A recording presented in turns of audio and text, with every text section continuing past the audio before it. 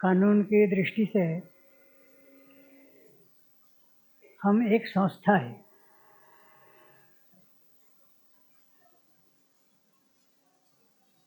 कानून के परिधि में काम कर रहे, इसलिए जो उसकी विधाएं होगी उनकी पूर्ति कर रहे। जैसे रजिस्ट्रेशन है, रिटर्न देना है, तो कानूनी भाषा में हम एक संस्था है। किंतु वास्तविकता में हमारा स्वरूप संस्था का नहीं है, परिवार का है। हम परिवार है। संस्था और परिवार, इसमें कुछ भेद होता है। परिवार का आधार पारिवारिक भाव ही होता है। संस्था का आधार संविधान होता है। अब ये ठीक है कि कानून की आवश्यकता, इस नाते हमने भी संविधान बनाया। परिवार में भी कुछ व्यवस्थाएं होती है, जिन्होंने जो काम करना वो वही काम करते हैं। किसी परिवार में आपने ऐसा नहीं देखा कि रसोई घर के दरवाजे पर और उसका संविधान लिखा हो कि पिताजी के अधिकार और कर्तव्य, माताजी के अधिकार और कर्तव्य, बच्चों के अधिकार और कर्तव्य। ऐसा संविधान किसी रसोई घर पर नहीं है। तो भी जिन्होंने दफ्तर में जाना वो दफ्तर में जाते, और जिन्होंने रसोई घर में काम करना वो रसोई घर में काम करते। संविधान नहीं इसलिए, और व्यवस्था नहीं है, व्यवस्था है लेकिन संविधान नहीं है। कानून की आवश्यकता, इस नाते हमने संविधान रखा। लेकिन संविधान यह हमारा आधार नहीं है। हमारा आधार पारिवारिक भाव यह है। पारिवारिक भाव रहेगा तो संविधान की भी आवश्यकता नहीं होती, और पारिवारिक भाव नहीं रहेगा तो संविधान का उपयोग संस्था के टुकड़े टुकड़े करने के लिए होता है। एक एक क्लॉज लेकर झगड़े निर्माण करने के लिए संविधान का उपयोग होता है। कई लोगों का ऐसा ख्याल है कि परिवार है ना, तो फिर परिवार में सब लोगों का सब विषयों पर एक ही मत होना चाहिए, एक ही अभिप्राय, एक ही प्रतिक्रिया होनी चाहिए, सबके विचार सब विषयों में समान होने चाहिए, तभी तो परिवार माना जा सकता है। ऐसा कुछ लोग सोचते हैं। यह सोचना पश्चिमी विचारों के प्रभाव के कारण है। पश्चिम के लोग यूनिटी और यूनिफॉर्मिटी, इसमें अंतर नहीं करते। वो यूनिटी को यूनिफॉर्मिटी समझते हैं। यूनिफॉर्मिटी माने एक रूपता, यूनिटी यानी एकता। वो एकता को एक रूपता समझते हैं, और फिर सोचते हैं कि यदि एकता है तो फिर सब समान होने चाहिए, यूनिफॉर्म होने चाहिए, और यदि समान नहीं, यूनिफॉर्म नहीं, तो एकता भी नहीं, ऐसा वो मानते हैं। हमारे यहाँ ऐसा नहीं माना गया। हम सोचते हैं कि भाई समानता यह एकता के लिए आवश्यक नहीं। अलग अलग व्यक्ति है, अलग अलग स्वभाव है, अलग अलग अनुभव है, अलग अलग परिस्थितियों में से गए हुए हैं, तो हर बात पर सबकी प्रतिक्रिया एक होगी, ऐसा नहीं है। तो जैसे हमारे 5 उंगलियां हैं, 5 उंगलियां समान नहीं है, यूनिफॉर्मिटी नहीं है, लेकिन मुट्ठी बांधने पर एकता हो जाती है। तो उसी तरह से एकता यह मुट्ठी के समान है। इसके लिए आवश्यक नहीं कि सारी उंगलियां समान हो, और समान न हो तो किसी को काट छाट करके समान किया जाए, इसकी आवश्यकता नहीं। मुट्ठी एक होती है, वैसे एकता होती है, और इसके कारण सब बातें समान हो ऐसा नहीं है। हर एक के स्वभाव विशेष के कारण, अनुभव विशेष के कारण अलग अलग विचार, अलग अलग प्रतिक्रियाएं हो सकती है। अब देखिए, परिवारों में सबसे आदर्श उदाहरण पांडवों का परिणाम है। पांडव हमेशा घनिष्ठ पारिवारिक संबंध रखते थे। इसका मतलब ये नहीं था कि उनके अंदर मतभेद कभी होते ही नहीं थे, स्वभाव के अनुसार हो गए। अब देखिए, द्रौपदी वस्त्रहरण का प्रसंग है। भीम दादा ने युधिष्ठिर को कहा कि मैं अभी इसको गदा लेकर मारता हूँ। युधिष्ठिर ने कहा कि नहीं नहीं, रुक जाओ। भीम दादा गर्म हो गए। भीम दादा ने सहदेव को कहा कि सहदेव थोड़ा अग्नि ले आओ। अब इससे ज़्यादा सीढ़ीशस बात क्या हो सकती है? मैं अपने ज्येष्ठ भ्राता के हाथ जलाना चाहता हूँ। अब इससे मतभेद की सीमा क्या हो सकती है? उन दिनों में आज के जैसे यदि Hindustan times, times of India, Hindustan times paper होते तो आपको समाचार मिलता फैक्शनलिज्म अमंग पांडवाज, पांडवों में और दो हिस्से हो गए। पांडवों के सौभाग्य से इंग्लिश प्रेस उस समय नहीं था, इसलिए ये समाचार पत्र में आया नहीं।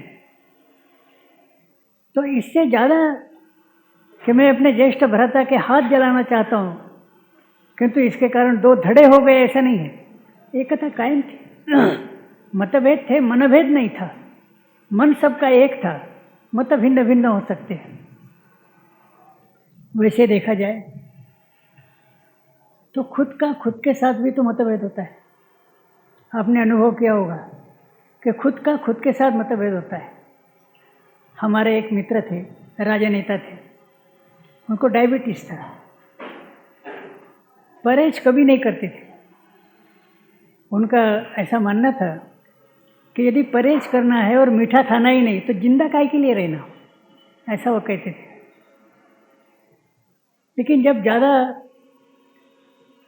शुगर बढ़ गई तो डॉक्टर ने उनको कहा कि आप यदि परहेज नहीं करेंगे इसके बाद तो आप मर जाओगे। अब मर जाओगे बोलने के बाद इनको ज़रा धक्का लगा। बोले नहीं नहीं, अब परहेज करूँगा। प्रवास में एक बार मैं उनके साथ था। उनके जाने का वर्तमान, उनके समाचार बाकी लोगों को मिलने के कारण और उनके शिष्य लोग स्टेशन पर आते थे, मालाएं पहनाते थे। हम वैसे खबर नहीं देते, इसलिए वैसा हुआ नहीं, हम उनके पीछे बैठे थे। तो ये नीचे उतरे, मैं भी नीचे उतरा, मालाएं वगैरह उनको पहनाई गई। वे जोर से बोले, तुमने हार लाए हैं लेकिन उपहार नहीं लाया। तो नहीं नहीं नहीं, उपहार भी लाया है। तो एक व्यक्ति ने वो ऐसा डब्बा उनके सामने किया। बोले क्या है इसमें? अरे नहीं, ये जरा बर्फ़ी का डब्बा है। बर्फ़ी का डब्बा है? तुम मेरे दुश्मन हो। डॉक्टर ने मुझे कहा है कि मैं मीठा खाऊंगा तो मर जाऊंगा, तुम चाहते हैं कि मैं मरना चाहिए। अब वो पुराना कार्यकर्ता था, इसलिए वो इनका स्वभाव जानता था। इनका गुस्सा सारा सुन लिया। फिर उसने कहा कि नहीं जी, लेकिन ऐसा है कि ये ज़रा बर्फ़ी की बिल्कुल नई वैरायटी है, नया प्रकार है, आपने ये वैरायटी कभी खाई नहीं। अच्छा, नई वैरायटी है, फिर मेरे बिस्तर पर रख दो। बिस्तर पर रख दिया। गाड़ी चलने लगी, मैं भी उनके पास बैठा। मेरे मन में भी लालच थी कि मुझे भी एक दो पीसेस मिलेंगे। पूरा डब्बा उन्होंने ख़त्म किया। अब इसका मतलब क्या है? खुद के साथ भी मतभेद हो सकता है। जब याद आई कि डॉक्टर ने क्या कहा, नहीं बर्फ़ी नहीं खाऊंगा, किंतु जब वो बर्फ़ी देख ली तो फिर सोचा कि इंसुलिन के 4 इंजेक्शन ज़्यादा लेंगे, खाने में आपत्ति क्या है? तो खुद के साथ भी मतभेद होता है। इसके कारण कहीं भी 4 लोगों में मतभेद हुए तो एकदम कहना कि धड़ेबाजी हो गई है, गुटबंदी हो गई है, ये बराबर नहीं है। हाँ, एक है, मतभेद भी हो सकते हैं, लेकिन उसको धड़ेबाजी या गुटबंदी नहीं कहा जा सकता। वो पारिवारिक भाव यदि है तो पारिवारिक भाव यह परिवार में सबसे ज़्यादा परिवार से एकात्म कौन है, इसके आधार पर चलता है। अब संस्था में क्या होता है, संवैधानिक चुनाव होते हैं, ये प्रेसिडेंट है, ये सेक्रेटरी है, ये जनरल सेक्रेटरी है, ये उपाध्यक्ष है। अब परिवार का मुखिया कौन होता है? आपने अलग अलग परिवार देखे, सब परिवार में प्रमुखत्व एक ही स्थान पर नहीं रहता। किसी परिवार में पिता प्रमुख रहते हैं, किसी परिवार में पिता के पिता प्रमुख रहते हैं, किसी परिवार में माता प्रमुख रहती है। तो जिसका माने ऐसा नहीं होता परिवार में कि भाई कौन है परिवार का प्रमुख, इलेक्शन करो, जिसको मेजॉरिटी मिलेगी वो परिवार का प्रेसिडेंट होगा, ऐसा नहीं होता। स्वाभाविक रूप से जो परिवार से ज़्यादा एकात्मता रखता है वो उसका प्रमुख माना जाता है, और उसकी जो अथॉरिटी है, अधिकार है, वो संवैधानिक अधिकार नहीं है, वह नैतिक अधिकार है, मॉरल अथॉरिटी। संस्था में संवैधानिक अथॉरिटी चलती है, परिवार में मॉरल अथॉरिटी चलती है।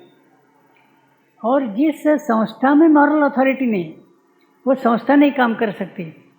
तो मॉरल अथॉरिटी यह हमारे परिवार की विशेषता है। हर एक संस्था में भी यदि संस्था ने ठीक ढंग से चलना है तो परिवार के समान हर एक संस्था में भी मॉरल अथॉरिटी होने की आवश्यकता है। मॉरल यानी नैतिक, नैतिक अधिकार। तो नैतिक अधिकार रखने वाले कुछ लोग हर संस्था में रहने की आवश्यकता है। यदि ऐसा नहीं हुआ तो केवल संविधान के आधार पर संस्था नहीं चल सकती। एक बार कुछ राजनेताओं से बात कर रहे थे, हमारे मित्र थे।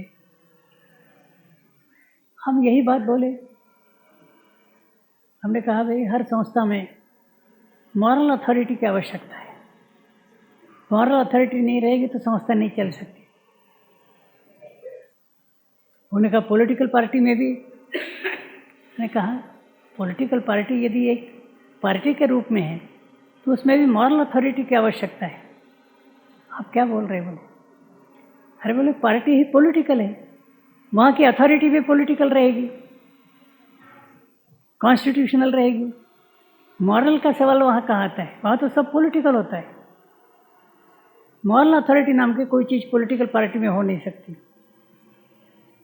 तो मैंने कहा ऐसा है कि मैं आपको समझा तो नहीं सकता, लेकिन एक घटना मुझे स्मरण में आती है, आपको समय होगा तो मैं बताना चाहता हूँ। उनका बताइए। ऐसा था कि मैं जनसंघ के प्रारंभ से जनसंघ में रहा हूँ। बाद में जनसंघ को छोड़ा मजदूर संघ आने के बाद। तो मेरे पास मध्य प्रदेश का काम था और संगठन मंत्री के नाते कुछ चुनाव आए। हमारे नवरगांव कॉन्स्टिट्यूएंसी में एक पुराने कार्यकर्ता थे, उनको टिकट नहीं दिया। हमारी स्टेट की बॉडी थी, पार्लियामेंट्री बोर्ड था स्टेट का, उन्होंने उसको टिकट नहीं दिया, दूसरे आदमी को टिकट दिया। अब वो गुस्सा हो गया, नागपुर आया। अब मैं कुछ 12-14 लोगों को साथ में लेकर बैठा था। उसमें ऐसा था कि 5-6 लोग पुराने कार्यकर्ता थे और उन्होंने और 5-6 शेड्यूल कास्ट के लोगों को नए सिरे से संपर्क किया था और उन्होंने कहा था कि आपके साथ बैठेंगे तो ज़रा प्रभावित हो जाएगा, अच्छा होगा, तो उनको लाया था। तो ये शेड्यूल कास्ट के लोगों को प्रभावित करने के हेतु से लाया था। लेकिन ये जब गुस्सा होकर अंदर आए तो अपने पास एंगेजमेंट, अपॉइंटमेंट ये तो नहीं रहता। हम बैठे थे हॉल में, सीधे हमारे पास आकर बैठे। उसने देखा भी नहीं कि भाई सामने कौन है, एकदम बोलना शुरू किया, क्या है पार्टी को कदर नहीं है कार्यकर्ता की, मैं तो पार्टी के लिए बर्बाद हो गया हूँ। आपने ये भाषा कई बार सुनी है, हर जगह ये भाषा आती है, मैं तो पार्टी के लिए बर्बाद हो गया हूँ। अब मैं वो शेड्यूल कास्ट के लोगों की तरफ देखकर डर रहा था कि भाई इनको तो खासकर प्रभाव डालने के लिए लाया है और ये इसकी भाषा सुनकर क्या प्रभाव पड़ेगा। तो मैंने बात टालने के लिए कहा कि भाई देखो, तुम पंडित जी के पास जाओ, मैं तो कुछ नहीं कर सकता। थोड़े पंडित जी हमारे साथ बात करेंगे? मैं कहा हर एक के साथ बात करते हैं। वो पहुंच गए। उस समय अजमेरी गेट पर पहले मंजिल पर बिल्कुल राइट मोस्ट कमरे में जगदीश प्रसाद माथुर के साथ पंडित जी रहते थे। ये सुबह ही पहुंच गया, नमस्ते पंडित जी नमस्ते। भाई बोले क्या बात है? मैंने कहा नहीं पंडित जी कुछ बात करनी थी। पंडित जी ने कहा भाई ऐसा है कि तुमको यदि नागपुर वापस जाने की जल्दी हो तो तुरंत बैठ जाएंगे, लेकिन ईमानदारी की बात यह है कि मेरा उसमें कंसंट्रेशन नहीं होगा, क्योंकि दिन भर कुछ काम करना है। किंतु दिन भर का काम मेरा 6:15 बजे समाप्त होता है। उसके बाद 7 बजे थालियाँ मंगवाएंगे और फिर आराम से सुबह 6 बजे तक तुम अपनी बात बताओ, मैं आराम से सुन सकता हूँ। अब इसको काम ही क्या था, टिकट मांगना यही काम था। वो रुक गया, लेकिन उसने दिल्ली देखा नहीं था, तो कार्यालय में ही ठहरा और वो देखता रहा कि कार्यालय में क्या चलता है, पंडित जी क्या कर रहे हैं। यह देखकर उसको आश्चर्य हुआ। ऑल इंडिया पॉलिटिकल पार्टी के जनरल सेक्रेटरी पंडित दीनदयाल उपाध्याय क्या कर रहे हैं, साइकिल स्टाइल की मशीन ठीक ठोक ठोक कर रहे हैं। कहीं वेस्ट पेपर बास्केट में जो पेपर्स पड़े उसमें कोई महत्व का पेपर तो नहीं है, तो कागज़ स्वयं खोज रहे हैं। उनको लगा क्या आदमी है, ऑल इंडिया जनरल सेक्रेटरी है, इनको कोई प्रतिष्ठा नहीं, कोई डिग्निटी नहीं, हल्के काम कर रहे, बिलो डिग्निटी काम कर रहे, ऐसा विचार है। 11:30 बजे जगदीश प्रसाद माथुर ने कहा कि भाई तुम भोजन करके आओ नीचे होटल से। भोजन करके आए। पंडित जी ने भोजन नहीं किया। 1:30 बजे ब्रेड के 2 पीसेस और दूध इतना मंगवाया। तो फिर इसको लगा कि जिस काम को मैं बिलो डिग्निटी हल्का काम समझता हूँ, शायद पंडित जी उसी को महत्व देते होंगे। तो पंडित जी जब हाथ धोने के लिए बाहर गए तो टाइपिस्ट लड़के के सामने ये खड़ा हुआ। अब ये खड़ा था, टाइपिस्ट लड़का बैठा हुआ था, इसलिए उसको ऐसा देखना पड़ता था।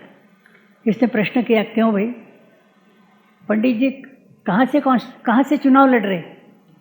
उसने बोला कुछ नहीं, ऐसा देखता रहा। ये समझ गया कि इसका मतलब है कि क्या बेवकूफ़ के जैसा प्रश्न कर रहा है। बोले क्यों? तो लड़का कहता है कि पंडित जी कहाँ चुनाव लड़ते हैं। तो बोले काम किसका कर रहे हैं? वो तो बोले बाकी के 300 लोगों को चुनाव लड़ा रहे हैं। इतनी बात नहीं होती तो पंडित जी आ गए या इधर चला गया। इसके दिमाग में चक्कर। पंडित जी खुद चुनाव नहीं लड़ रहे, बाकी 300 लोगों को चुनाव लड़ा रहे, लेकिन उनके लिए इतना लगन से काम कर रहे कि दोपहर का खाना पीना भी नहीं कर रहे, केवल दूध लेकर काम निभा रहे। चक्कर शुरू हुआ। 6:15 बज गए। पंडित जी का काम ख़त्म हुआ। 7 बजे 2 थालियाँ मंगवाई, बैठे। पंडित जी ने कहा भाई देखो अब तुम्हारी बात आराम से बताओ, मुझे अब समय है, मैं तुम्हारी बात सुन सकता हूँ। उसने कहा कुछ नहीं पंडित जी, मैं तो केवल आपके दर्शन करने के लिए आया था। 4-5 महीने हो गए आप हमारे इधर आए नहीं, आपके दर्शन नहीं हुए, सोचा कि एक बार पंडित जी का दर्शन कर लूँ। उन्होंने कहा नहीं कुछ बात तुम सुबह बोल रहे थे। नहीं बोलो बात कुछ नहीं, दर्शन के लिए आया हूँ। फिर वो नागपुर आया तो मुझे मिला। मैंने कहा भाई क्यों भाई, पंडित जी से क्या फैसला लेकर आए? तो वो कहने लगे उन्होंने कहा है नहीं, क्या बात क्या हुई पूरी बताओ। उसने वो पूरी बात बताई। फिर मैंने उसको डांटा, क्योंकि मेरा भी कार्यकर्ताओं से प्रेम का संबंध होने के कारण हम डांट भी सकते हैं। तो हमने फिर उसको डांटा। हमने कहा कि बेटा तुझे शर्म नहीं आई? बाहर के 6-7 लोग थे शेड्यूल कास्ट के, कौन है तुमने देखा भी नहीं। एकदम बोलना शुरू किया कि मैं तो बर्बाद हो गया हूँ, पार्टी को कदर नहीं है वगैरह। नहीं बोले मेरी गलती हो गई। तो बोले फिर पंडित जी को क्यों नहीं बोला जो बात वहाँ बोली? वो थोड़ा रुका। वो शेर व शायरी का जानकार था। उसने कहा बोले क्या बताऊं, उस महापुरुष को जब देखा कि जो खुद के लिए काम नहीं कर रहा और जी जान से दूसरों के लिए काम कर रहा, तो मुझे एक शेर याद आया। शिकवा क्या करता। उस महफिल में कुछ ऐसे भी थे उम्र भर अपने जख्मों पर जो नमक छिड़का रहे। शिकवा क्या करता। उस महफिल में कुछ ऐसे भी थे उम्र भर अपने जख्मों पर जो नमक छिड़का रहे। अब बोले उनके सामने मैं क्या बोलूँ कि मेरा थोड़ी उंगली कट गई है या उस तरह लग गया है, क्या मैं शिकायत करूँ? तो मैंने हमारे मित्र को कहा कि शायद, मैं नहीं जानता, कि इसी को मॉरल अथॉरिटी कहती है। मॉरल अथॉरिटी कॉन्स्टिट्यूशनल बात नहीं है, मॉरल अथॉरिटी। और यदि संस्था में सारे के सारे लोग क्यों में खड़े हैं कि किसी न किसी पोजीशन पर आना चाहिए, मॉरल अथॉरिटी किसको रहेगी? तो मॉरल अथॉरिटी की यहाँ आवश्यकता होती है। और मॉरल अथॉरिटी के नाते यह भी आवश्यक है कि संस्था के विषय के बारे में पूरी जानकारी हो, और यह भी आवश्यक है कि विशुद्ध वैयक्तिक चारित्र्य हो। व्यक्तिगत चारित्र्य विशुद्ध होना चाहिए, यह बहुत आवश्यक है। हमारे दूसरे एक राजनेता, हम 5-6 लोग बैठे थे, हमने कहा भाई किसी भी संस्था में मॉरल अथॉरिटी निर्माण होनी चाहिए और उसके लिए विशुद्ध चारित्र्य की आवश्यकता है। और किसी भी संस्था में नेता का जब चुनाव होता है या नेता जब नियुक्त होता है तो उसका चारित्र्य देखने की आवश्यकता है, व्यक्तिगत चारित्र्य। वो भी हमको अव्यावहारिक समझने वालों में से थे। उन्होंने कहा कि ठेंगड़ी जी आपके बात जचती नहीं। आप क्या समझते हैं पॉलिटिकल पार्टी में भी वैयक्तिक चारित्र्य की आवश्यकता है? हमने कहा भाई पॉलिटिकल पार्टी में भी है। जहाँ जहाँ मनुष्य का समूह है वहाँ यदि अधिकार चलाना है, मॉरल अथॉरिटी चलाना है, तो व्यक्तिगत चारित्र्य की आवश्यकता है। वो तुच्छतापूर्वक हंसने लगे, क्या अनाड़ी आदमी बात कर रहा है। बाद में सभा थी, सभा में उन्होंने तुरंत हमारे प्रश्न का जवाब दिया, मैंने सभा में दिया। उन्होंने कहा कि कुछ लोग जो राजनीति को जानते नहीं, वो कहते हैं कि भाई पॉलिटिकल पार्टी में किसको बड़ा करना, किसको नेता बनाना, इसके लिए वैयक्तिक चारित्र्य की आवश्यकता है, ऐसा कहते हैं। यहाँ चारित्र्य की बात इर्रेलेवेंट है। पॉलिटिकल एक्सपर्टाइज माने उसके बारे में पूरी जानकारी जिसको है उसी को नेता बनाना चाहिए। व्यक्तिगत चारित्र्य का यहाँ संबंध कहाँ आता है? और ये सिद्ध करने के लिए उन्होंने एक उदाहरण दिया। उनका थीसिस था कि पॉलिटिक्स में बड़ा बनाने के लिए एक ही आवश्यक बात है कि पॉलिटिकल एक्सपर्टाइज होना चाहिए, पॉलिटिक्स की जानकारी होनी चाहिए। उन्होंने एक उदाहरण दिया। बोले एक पटेल था, उसकी एक भैंसा थी, वो मार्केट में ले गया, साप्ताहिक बाजार में ले गया। लोगों ने पूछा, अच्छी हृष्ट पुष्ट थी, कि भाई इसकी कीमत क्या है? बोले 55,000। 55,000?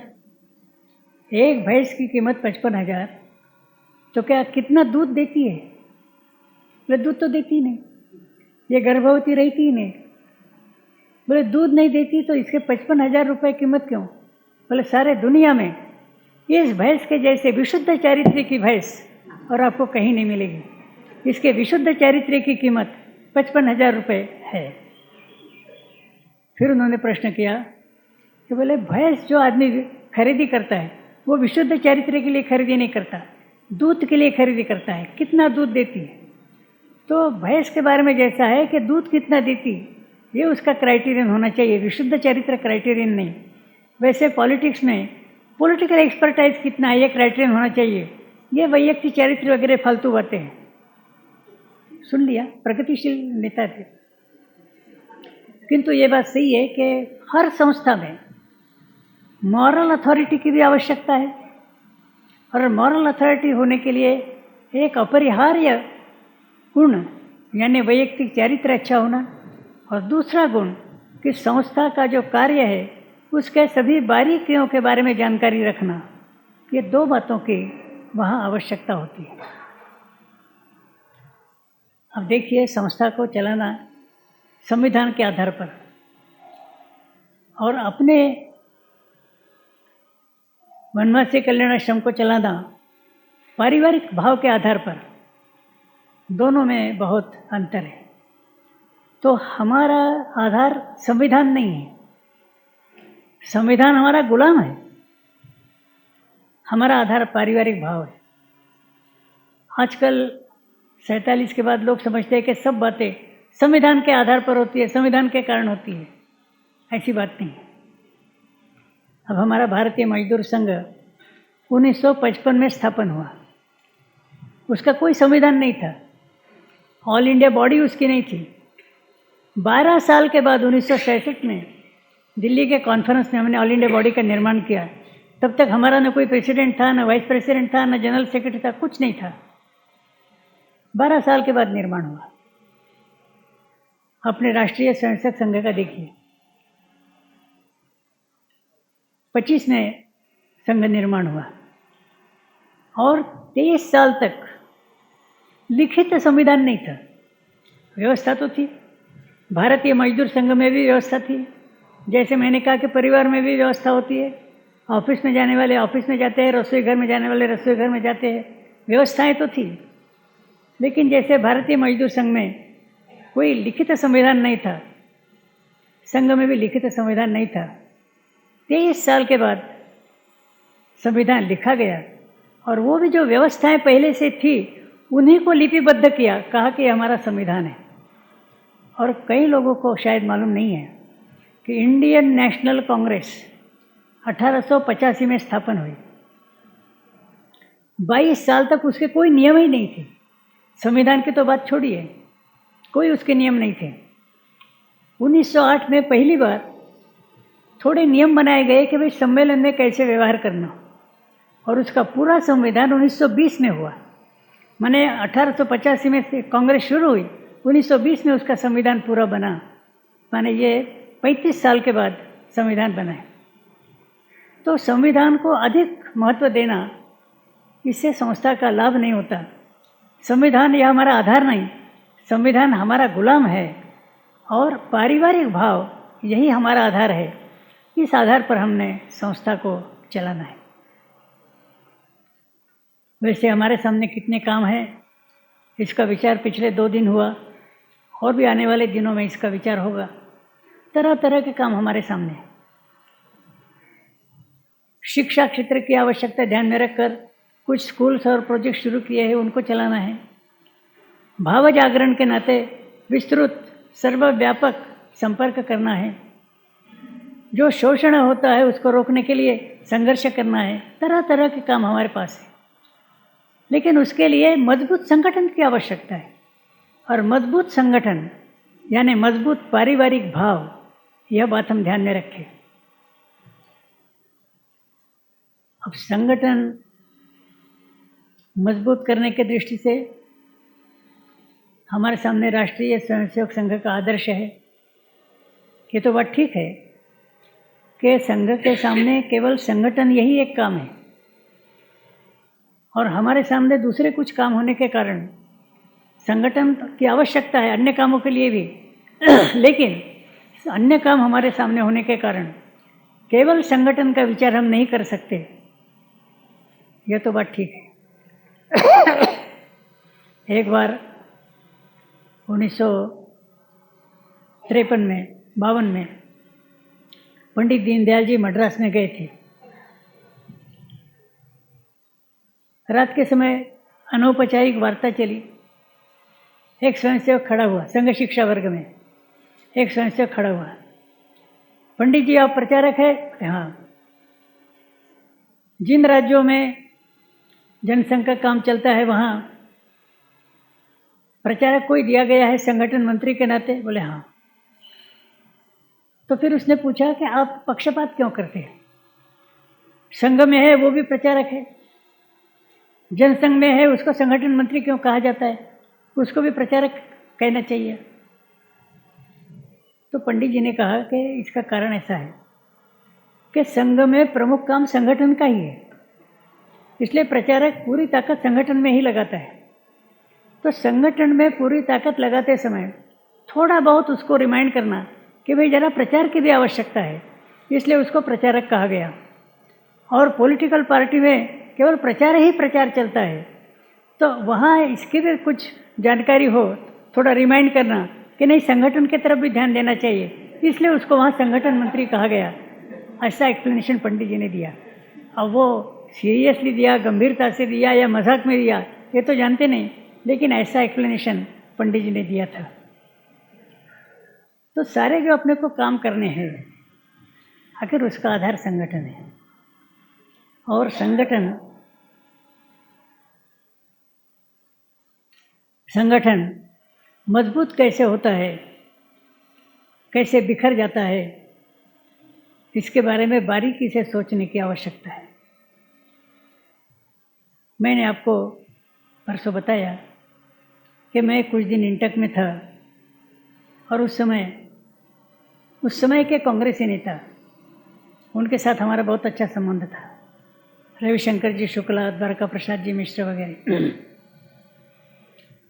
तो द्वारका प्रसाद जी के यहाँ भी मैं ऐसे ही चला जाता था जैसे घर का बच्चा है। हमारी उम्र तो छोटी थी, तो कोई अपॉइंटमेंट एंगेजमेंट ऐसी बात नहीं थी, कभी भी जाते थे। तो हम सुबह ही चला गया, तो नहा रहे थे और ब्रेकफास्ट के लिए आने वाले थे, तो आ गए।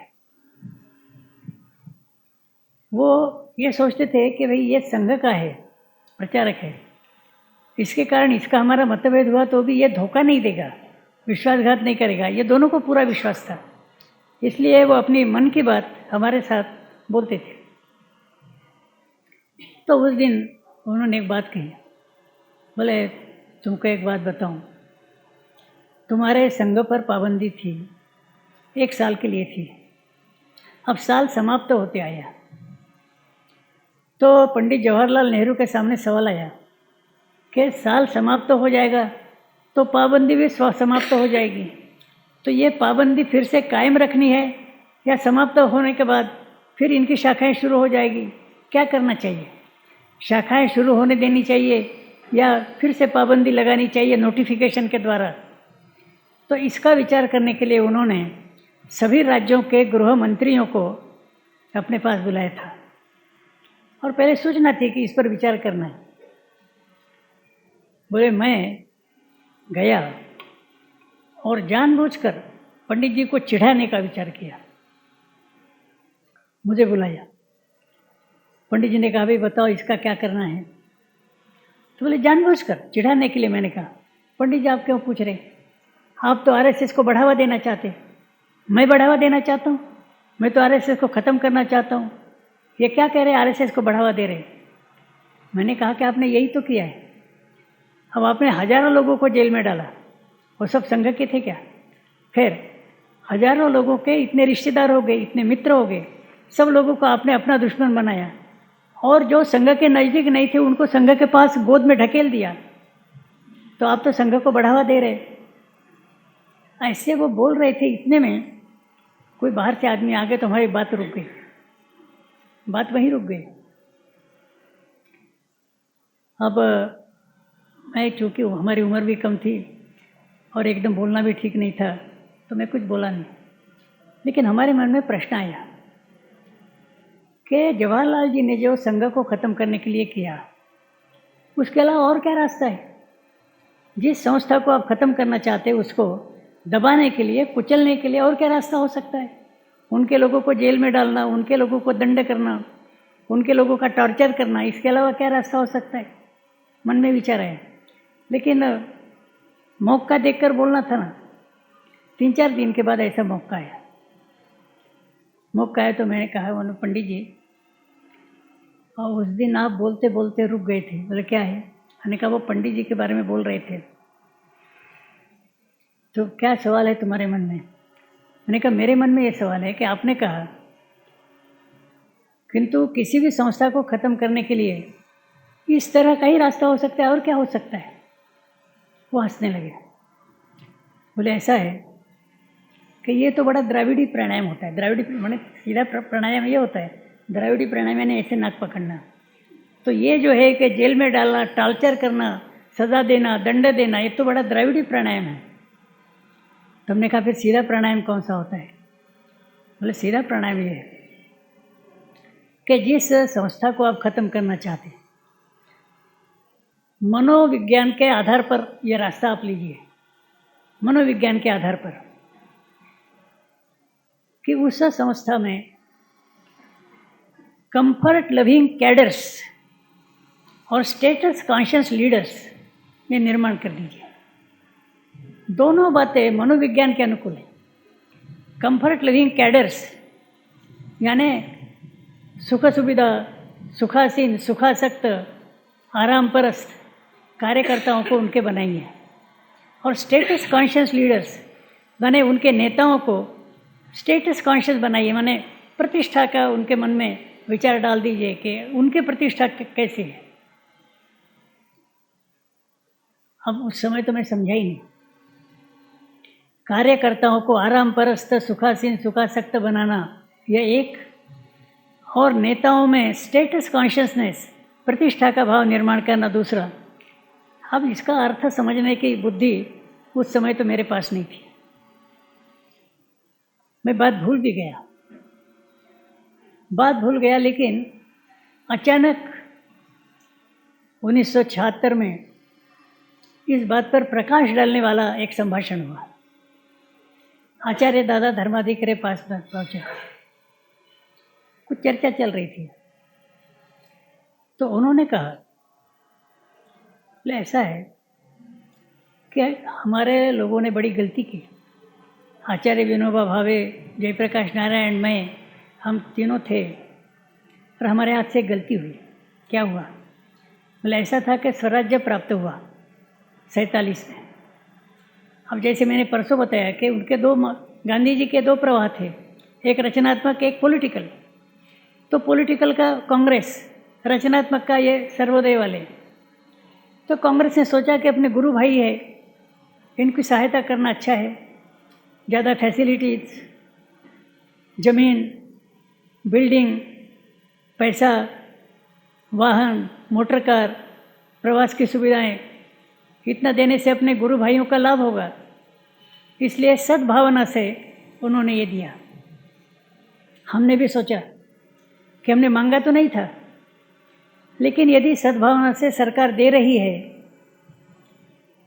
तो लेने में आपत्ति क्या है। हमारे सर्वोदय के पास कर्मठ कार्यकर्ता है, लेकिन पैसे के अभाव में, सुविधाओं के अभाव में काम में विलंब होता है। अब ये फैसिलिटीज आ जाएगी तो काम और तेज़ी से बढ़ेगा। तो इस भावना से हमने स्वीकार किया, माने देने वाले ने सद्भावना से दिया, लेने वाले ने सद्भावना से लिया। किंतु बोले थोड़े दिन के बाद ऐसा दिखाई दिया कि ज़्यादा फैसिलिटीज आने के कारण काम कितना बढ़ा ये तो कहा नहीं जा सकता, लेकिन हमारे कर्मठ कार्यकर्ताओं के मनोवृत्ति में परिवर्तन हो गया। शायद परसों भी मैंने ये कहा कि जैसे कहीं 4 किलोमीटर पर सभा है, जाने के लिए वाहन नहीं, तो पहले हमारे कार्यकर्ता पैदल जाते थे, किंतु जब मोटर की आदत लग गई तो 1 किलोमीटर पर भी कहीं सभा होगी, लेकिन मोटर नहीं है तो यह कहती है कि भाई वाहन नहीं है इसलिए हम नहीं आ सकते, सभा के लिए नहीं जाते थे। सुख सुविधाओं की आदत हो गई और उसके कारण कर्मठ कार्यकर्ताओं की गुणवत्ता कम हो गई, कर्मठता कम हो गई, मेहनत लेने की प्रवृत्ति कम हो गई, आराम परस्त हो गए और इसके कारण हमारा सर्वोदय नीचे जा रहा, ऐसा उन्होंने हमको कहा। तब मुझे स्मरण हुआ कि 1949 में ये बात द्वारका प्रसाद जी मिश्रा ने कही थी, इसका ये नमूना यहाँ हम देखते हैं। तो उन्होंने कहा कि किसी भी संगठन का विघटन करने के लिए ये 2 बातें लाइए, comfort living cadres and status conscious leaders. अब ये स्टेटस कॉन्शियस लीडर्स का भी मतलब मैं नहीं समझता था। वह भी संयोग से बहुत साल के बाद फिर हमारे दिमाग में प्रकाश आया कि क्या होता है। ऐसा था, डॉक्टर बाबा साहब आम्बेडकर का धर्मांतरण हुआ, आप जानते हैं। धर्मांतरण के पिछले दिन भर बाबा साहब शाम होटल में नागपुर के अपने अनुयायियों के साथ थे। उनका विचार था कि अनुयायियों के साथ पूरी बात की जाए, अपने मन के सारे विचार उनको बताना, उनके मन में क्या है वो सारा करना। पूरा दिन उन्होंने, और बाहर बताया नहीं था, प्रेस वालों को नहीं बताया, पेपर वालों को नहीं बताया, कुछ नहीं, दिन भर बात करते रहे। उसमें एक बूढ़े आदमी ने प्रश्न किया, बोले बाबा, मैंने अपने जीवन में कई संस्थाएं ऊपर आते हुए देखी, भगवान बुद्ध ने दिया है। तो सबको आश्चर्य हुआ कि भगवान बुद्ध ने दिया। क्या है उत्तर? उन्होंने कहा कि जहाँ उपेक्षा है वहाँ काम बढ़ता है, और जहाँ उपेक्षा नहीं वहाँ काम घटता है। जैसा सुना तो हम सब लोगों को लगा, हम जो 30-40 लोग थे, कि ये स्लिप ऑफ टंग है, बाबा कुछ गलती से बोलने में उनके आया है। क्योंकि उपेक्षा का मतलब तो हम जानते हैं उदासीनता। तो ये कहना कि जहाँ उपेक्षा है वहाँ काम बढ़ेगा, और जहाँ उपेक्षा नहीं है, जहाँ उपेक्षा नहीं वहाँ काम बढ़ेगा, और जहाँ उपेक्षा है वहाँ काम घटेगा, ये क्या बात है? वो हंसने लगे। बोले आप समझ रहे हैं कि मैं स्लिप ऑफ टंग कर चुका हूँ? नहीं। भगवान बुद्ध ने उपेक्षा शब्द का प्रयोग कुछ तांत्रिक अर्थ में किया था, टेक्निकल। किस अर्थ में? मामूली जो उपेक्षा का होता है ऐसा नहीं था, तांत्रिक अर्थ में उन्होंने उपयोग किया था। तो ऐसा है कि कोई भी काम या संस्था निर्माण होती है, जब संस्था निर्माण होती है तो कोई उसकी तरफ देखता ही नहीं, तो सब लोग उदासीन रहते हैं। थोड़े लोग संस्था का काम करते हैं, लेकिन बहुत दिन काम करने के बाद भी जब जनता उदासीन है, अपने काम के बारे में देखते हैं, तो उसमें से कुछ लोग हतोत्साह हो जाते हैं, अरे इससे कुछ निकलने वाला नहीं, काम छोड़ देते हैं, घर बैठ जाते हैं। बाकी थोड़े लोग काम जारी रखते हैं। ये जो थोड़े लोगों ने काम जारी रखा है, उसके कारण काम थोड़ा बढ़ता है। जब काम बढ़ता है तो लोगों को दखल लेना पड़ता है, लेकिन वो दखल लेते यानी क्या है? उपहास करते हैं, रिडिक्यूल है, क्या है, फालतू है, उसकी मजाक करते हैं।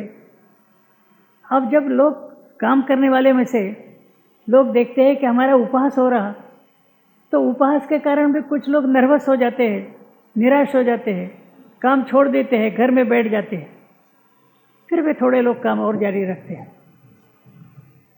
और काम बढ़ता है। काम जब और ज़्यादा बढ़ता है तो उसका विरोध होना शुरू हो जाता है। तो इतने दिन तक लगातार जिन्होंने काम किया वो विरोध को मानते नहीं, और विरोध का मुकाबला करते हुए आगे बढ़ते जाते हैं। और ऐसा होते होते विरोधियों का मुकाबला करते हुए विरोध को तोड़कर आगे बढ़ते हैं, तो फिर यश का शिखर दिखाने लगता है, यशो मंदिर का शिखर दिखने लगता है। जब यशो मंदिर का शिखर देखते हैं, उस समय कार्यकर्ताओं के दिमाग में परिवर्तन होता है, मनोवृत्ति में परिवर्तन होता है। शुरू से अब तक कर्मठता से काम करते आए, ध्येय निष्ठा से काम करते आए, अपना खुद का विचार न करते हुए काम करते आए, लेकिन जब यश का शिखर दिखने लगता है तो फिर मनोवृत्ति में परिवर्तन होता है, और उसमें से कई लोग दौड़ने लगते हैं। काहे के लिए? उन्होंने शब्द का प्रयोग किया, crisis of credit sharing. Crisis of credit sharing के माने यहाँ तक जो संस्था की प्रगति हुई है, इस प्रगति में मेरे काम का कितना हिस्सा है, मेरा श्रेय कितना है, मैंने त्याग किया, मेरा इतना श्रेय है, ये दिखाने की प्रवृत्ति उस समय निर्माण होती है। अभी तक ये प्रवृत्ति नहीं थी। यश का शिखर दिखने के बाद ये प्रवृत्ति निर्माण होती है, मन में परिवर्तन होता है, और फिर लोगों में होड़ लगती है कि यह यश प्राप्त होने में मेरे काम का हिस्सा कितना रहा, क्रेडिट शेयरिंग माने श्रेय मेरा कितना ज़्यादा रहा।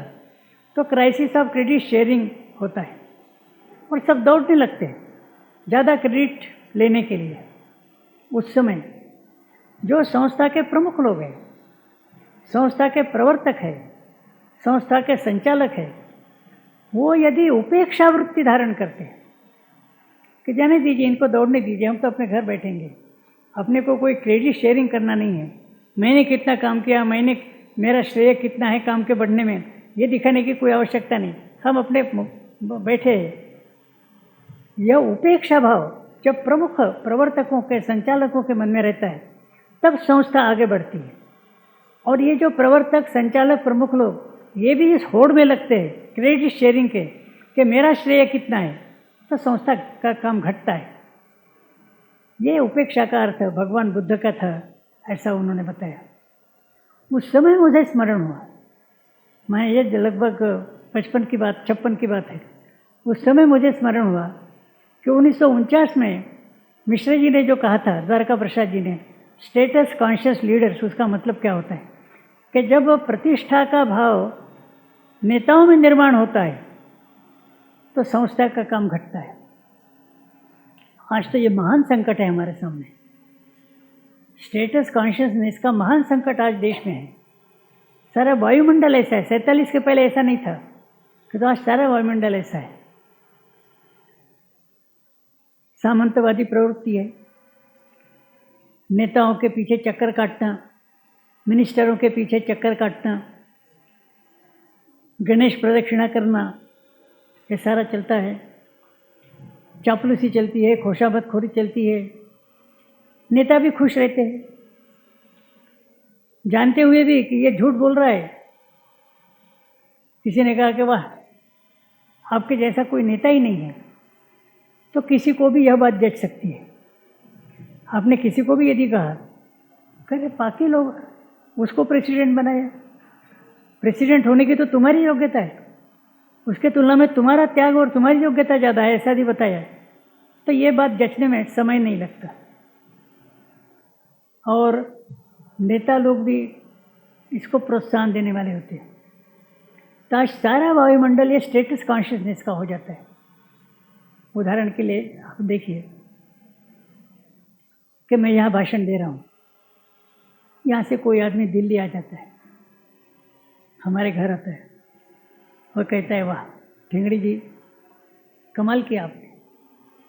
उस दिन आपका यहाँ जो भाषण हुआ, सब लोग कहते थे कि ऐसा भाषण उन्होंने जीवन में कभी सुना ही नहीं। ठेंगड़ी जी खुश, ठेंगड़ी जी सोचते हैं कि ये मेरा कदरदान है, मेरी वास्तव में योग्यता जानने वाला, कदर करने वाला यही है, खुश हो जाते हैं। अब जब वो देखता है कि ये ठेंगड़ी जी खुश हो गए, तो किसी बड़े योजनापूर्वक नहीं, लेकिन और थोड़ा हमारे हृदय के नज़दीक आने के उद्देश्य से और वो वाक्य बोल देता है। ठेंगड़ी जी सब लोग तो बड़े खुश थे, लेकिन क्या बात हुई पता नहीं, वो जो अपने सपरे जी है यही रुक जाता है। माने मेरी उत्सुकता तो बढ़ा दी, अरे भाई सपरे जी का क्या हुआ, वो क्या बोल रहे थे। फिर मैं पूछता हूँ कि सपरे जी ने क्या कहा। भाई छोड़िए, कोयला कितना भी घिसा तो भी काला ही काला निकलेगा, वो बातें ही छोड़िए। मेरे मन में सपरे जी के बारे में अकारण दुश्मनी का भाव पैदा होता है। अब ये आज का वायुमंडल है, स्टेटस कॉन्शियसनेस, प्रतिष्ठा किसकी ज़्यादा है। तो ये दो बातें किसी भी संगठन का विघटन करने के लिए पर्याप्त है, ऐसा जो बताया गया उसका अनुभव कई वर्षों के बाद मुझे आया। कंफर्ट लविंग कैडर्स, सुविधा भोगी, सुखासक्त, सुखासीन ऐसे कार्यकर्ता और प्रतिष्ठा का भाव जिनके मन में जागृत है ऐसे नेता, ये दो बातें, और मिश्र जी का कहना ऐसा था कि दोनों बातें स्वाभाविक रूप से हो जाती है, उसके लिए तकलीफ नहीं उठानी पड़ती, मनोविज्ञान के अनुकूल है। और ये बातें निर्माण हुई तो किसी भी संगठन का खात्मा हो जाता है, ऐसा उनका कहना था।